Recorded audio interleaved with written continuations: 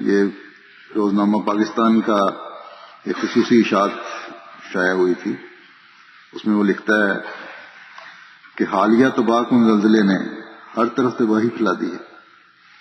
ہر طرف سے چیخوں اور سسکیوں کی آوازیں آ رہی ہیں. ہنستے بستے گھرانے نیست و نابود ہو گئے ہیں. جہاں کل تک کہہ کے بلند ہوتے تھے وہاں موت کا گھمبیر سناٹا طاری ہو چکا ہے. انسانیت بلبلا رہی ہے. آدمیت ماتم کر رہی ہے.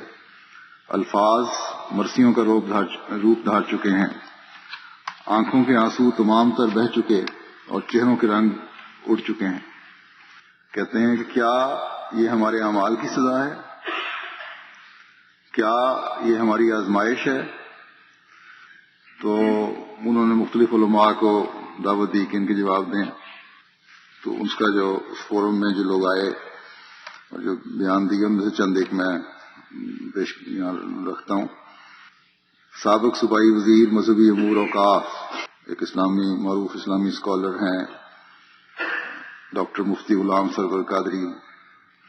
تو کہتے ہیں افسوس کرتے ہوئے کہ حالیہ زلزلہ اللہ تعالیٰ کی طرف سے ایک عبرتناک بہت بڑی تنبیہ اور بہت بڑا سبق ہے. عوام، سیاستدان، علماء، حکمران اس سے سبق سیکھیں. عوام کے لیے تو اس لیے کہ ان میں اکثریت ان لوگوں کی ہے جو مسلمان ہو کر کلمہ پڑھ کر اپنی حرکتوں سے اسلام اور کلمے کو بدنام کرنے میں کوئی کسر نہیں چھوڑتے. نہ حقوق اللہ کی فکر کرتے ہیں اور نہ ہی انسانی حقوق کا احساس کرتے ہیں. اور جو کلمہ پڑھنے والے اور اس کو سمجھنے والے، اس کا فہم و ادراک رکھنے والے ہیں، ان کو انہوں نے ویسے خارج کر دیا. پھر لکھتے ہیں آگے کہ علماء کے لیے زلزلہ لمحہ فکریہ ہے کہ جو آپس میں اتحاد و اتفاق کی فضا پیدا کر کے ملک کو قرآن و سنت کے نظام کا گہوارہ بنانے کی بجائے فرقہ وارانہ تعصب پھیلاتے ایک دوسرے کو کافر و مشرک قرار دیتے ہیں. یہاں تک کہ ان میں بعض فرقوں کے لوگ مذہبی جنون میں اس حد تک مبتلا ہو جاتے ہیں کہ مخالف فرقے کے افراد کے قتل جیسے بدترین گناہ کو بھی ثواب تک ٹھہرا لیتے ہیں.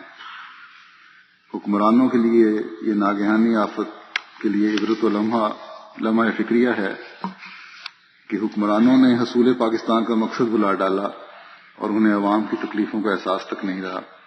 انہیں اقتدار کا تحفظ تو عزیز ہے مگر عوام کی جان و مال، عزت و آبرو کا تحفظ عزیز نہیں ہے.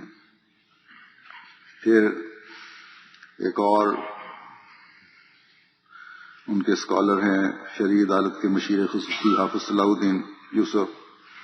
وہ کہتے ہیں کہ زلزلہ تازیانہ عبرت تھا، ہمیں اس سے اپنی اصلاح کر لینی چاہیے. جب کفر و طغیان بڑھ جائے تو اللہ تعالیٰ کی طرف سے تنبیہ ضرور آتی ہے. باقی یہ کہنا کہ معصوم لوگ کیوں ہلاک ہوئے، تو حدیث میں رسول پاک صلی اللہ علیہ وسلم نے فرمایا جب اللہ تعالیٰ کی گرفت آئے گی تو سبھی پکڑے جائیں گے، سبھی تباہ ہوں گے. صحابہ کرام نے پوچھا کہ نیک لوگ بھی تباہ ہوں گے؟ تو آپ نے فرمایا ہاں، نیک لوگ بھی، ان کے ہوتے ہوئے بھی عذاب آ سکتا ہے. البتہ قیامت کے روز ان کی نیتوں اور اعمال کے مطابق بدلہ ملے گا. اللہ تعالیٰ مالک ہے، وہ کبھی دے کر آزماتا ہے اور کبھی واپس لے کر آزماتا ہے. زندہ کرنا اور مارنا اس کی قدرت میں ایک نظام ہے. اس تباہ کن زلزلے میں بھی اس نے جسے چاہا ہلاک کر دیا اور جس کو چاہا بچا دیا. ہمیں اس کی خوشنودی خواہش رکھنی چاہیے اور اس کے احکامات کی تعمیل میں لگے رہنا چاہیے. اس زلزلے کو حضرت عیسیٰ کی آمد کی نشانی قرار نہیں دیا جا سکتا. ہر طبقے پاداماویوں کو تسلیم کر لیا اور خود بھی ان میں شامل ہیں، حکومت میں شامل جو ہوئے. باقی یہ نشانی ہے یا نہیں یہ تو آگے جا کے میں بتاؤں گا مسلم علیہ السلام کے حوالوں سے. پھر آگے لکھتے ہیں ہمیں اس ناگہانی آفت میں اپنے مالک کی طرف لوٹنا چاہیے اور متاثرین کی امداد میں بھی سرگرم ہونا چاہیے. اور سرگرم اگر ہے تو آج جماعت احمدیہ ہے، باقی سب چھوڑ کے چلے گئے ہیں اکثریت میں سے. پھر ایک ان کے اسکالر ہیں حافظ محمد ادریس صاحب. وہ لکھتے ہیں کہ رسول پاک صلی اللہ علیہ وسلم نے فرمایا جب مال غنیمت کوئی ذاتی سرمایہ بنا لیا جائے، امانتوں کو مال غنیمت جان کر ہضم کر لیا جائے، گانے بجانے والیوں کی تعداد میں اضافہ ہو جائے، شراب اور جوا عام ہو جائے، امانتیں نااہل لوگوں کے سپرد کر دی جائیں، مسجدوں سے آوازیں اونچی ہونے لگیں، یعنی ان کی مسجدوں سے آوازیں اونچی ہوتی ہیں، لڑائی جھگڑے فساد قتل و غارت، تو لوگوں کو زلزلوں کا انتظار کرنا چاہیے۔ کہتے ہیں کہ یہ زلزلہ بھی ہماری کوتاہیوں اور نافرمانیوں کی وجہ سے آیا ہے، ہمیں اس سے سبق حاصل کرنا چاہیے۔ اور پھر وہی حضرت عیسیٰ سے کوئی تعلق نہیں۔ کہتے ہیں کہ زلزلہ قدرت کی طرف سے ایک وارننگ ہے تاکہ ہم اپنے رویے تبدیل کر لیں اور اپنے مالک کی طرف رجوع کر لیں۔ تو اگر حقیقت میں خالص ہو کر مالک کی طرف رجوع کریں گے اور رویے تبدیل کریں گے، ہر قسم کے تعصب سے پاک ہو کر اللہ تعالیٰ کی طرف جھکیں گے، تو اللہ تعالیٰ خود بتا دے گا ان لوگوں کو کہ جو اعلان ہو چکا ہے کہ یاروں مسیح جو آنے کو تھا وہ تو آ چکا۔ پھر یہ لکھتے ہیں کہ ہماری انفرادی اور اجتماعی زندگی اللہ تعالیٰ اور اس کے رسول سے دوری کی زندگی بن چکی ہے، تو تب بھی نہیں سمجھ رہے، باتیں صحیح کر رہے ہیں لیکن نتیجے غلط نکال رہے ہیں۔ اگر مسیح موعود علیہ الصلوۃ والسلام کے ساتھ نہیں چمٹیں گے، آنے والے مسیح کے ساتھ نہیں چمٹیں گے، تو یہ دوری تو بڑھتی جائے گی، کیونکہ اللہ کے رسول کے حکم کی پابندی نہیں کر رہے۔ پھر کہتے ہیں کہ تمام وہ علامات جو زلزلوں کی آمد کی بتائی گئی ہیں وہ تمام آج ہمارے معاشرے میں موجود ہیں۔ پھر ایک عبدالغفار روپڑی صاحب ہیں، وہ کہتے ہیں کہ جب قومیں نافرمانی میں حد سے بڑھ جائیں اور ظلم و فسق کی انتہا ہو جائے تو سزا ملتی ہے۔ پھر ایک پروفیسر عبد الرحمان صاحب ہیں لدھیانوی، کہتے ہیں کہ ارشاد باری ہے ہم ان لوگوں کو بڑے عذاب کے یعنی قیامت کے آنے سے پہلے چھوٹے چھوٹے عذابوں میں مبتلا کریں گے تاکہ یہ دین کی طرف لوٹ آئیں۔ اس فرمان الہی کی روشنی میں کہہ سکتے ہیں کہ یہ زلزلہ ایک تنبیہ اور ایک وارننگ ہے کہ اپنے اعمال ٹھیک کر لو۔ عذاب اسی وقت آتا ہے جب قوم شرک و بدعت، کفر و طغیان میں بے حیائی اور خود غرضی کا شکار ہو جائے۔ جس مقام پر سونامی آیا وہاں بھی لوگ حدوں سے گزر چکے تھے۔ پھر کہتے ہیں کہ قیامت کی بعض علامات بیان فرمائی ہیں جو حدیث میں حضرت صلی اللہ علیہ وسلم نے، ان کے ظہور کا مطلب یہ نہیں کہ قیامت عنقریب آنے والی ہے، یعنی علامت تو ہے لیکن حتمی بات نہیں ہو سکتی، انصار ہے۔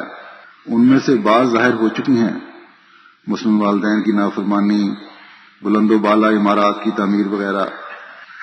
پھر کہتے ہیں کہ اس زلزلے کے اسباب میں حکومت کی نام نہاد روشن خیالی کی تعلیم اور عوام کی اسلامی تعلیمات سے روگردانی ہے۔ اچھا، پھر کہتے ہیں کہ زلزلے میں مبتلا ہونے کے اسباب کا اندازہ ہم بنی اسرائیل پر آنے والے عذابوں سے لگا سکتے ہیں یا رسول پاک صلی اللہ علیہ وسلم کی اس حدیث کے مطابق کہ جب تباہی ہوگی تو بروں کے ساتھ سبھی ہلاک ہوں گے مگر قیامت کے روز ان کی نیتوں یا اعمال کے مطابق سلوک ہوگا۔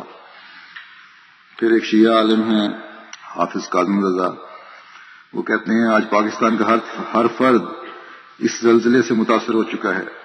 یہ سانحہ مسلمانوں کے لیے تنبیہ ہے تاکہ بندے اپنے خالق کے راستے پر چل پڑیں۔ جب بھی انسان راہ ہدایت سے ہٹنے لگا تو وہ تباہ ہو گیا۔ قوم عاد، قوم سمود اور قوم لوط کے قصے قرآن پاک میں موجود ہیں کہ کس طرح قوموں کو نیست و نابود کر دیا گیا۔ پھر کہتے ہیں امام مہدی کی ظہور کی علامتوں میں بھی برائی کا زور و شور ہے، یعنی برائی پھیلے گی، یہ بھی علامت ہے۔ اس لیے اس زلزلے کو بھی ان کی آمد کی نشانیوں میں سے ایک قرار دے سکتے ہیں۔ تنبیہ اور وارننگ کے باوجود لوگوں میں برائی پھیلتی چلی گئی، تو پھر جب حد ہو جائے گی تو امام مہدی کا ظہور ہوگا۔ ابھی حد نہیں ہوئی۔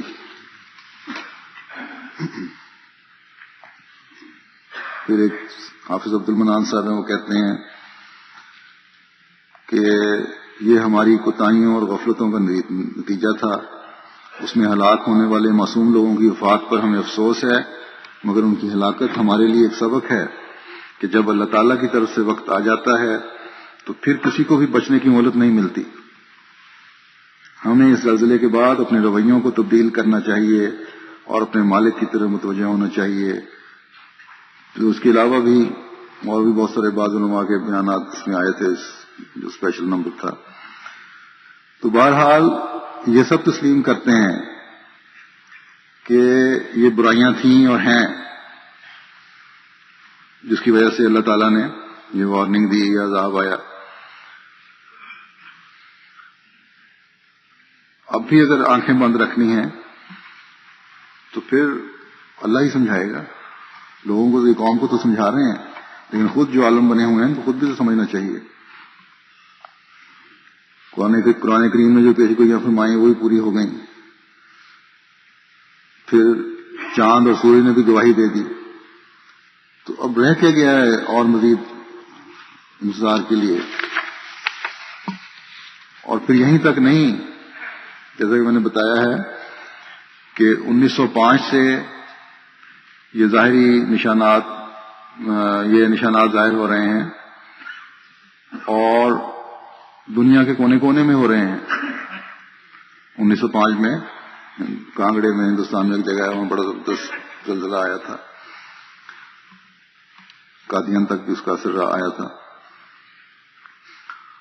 تو اس کی وجہ سے یہ جو نشانات ظاہر ہو رہے ہیں یہ مسلمانوں کے لیے بھی وارننگ ہے اور غیر مسلموں کے لیے بھی وارننگ ہے.